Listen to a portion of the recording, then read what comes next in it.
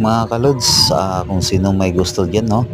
Whole body massage, therapy, reflex, expert, mga kalod, especially mga mild stroke, mga kalods.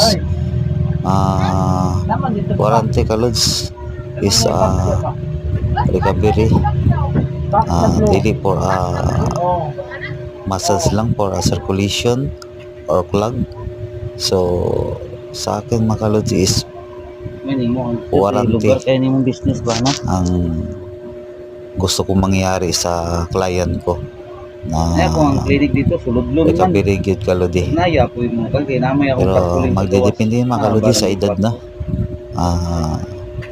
At baka sa 70 na, 70 pa baba kalodi hanggang 40, 30 yan.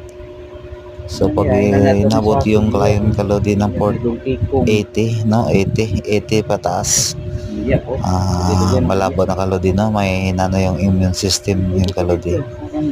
Pwede na lang yung kalodi for mga ano na lang, panuhod kalodi, no? Circulation sa dugo yan. Pero kung 70 kalodi, no? Pababa kalodi, so kaya yan kalodi na talaga.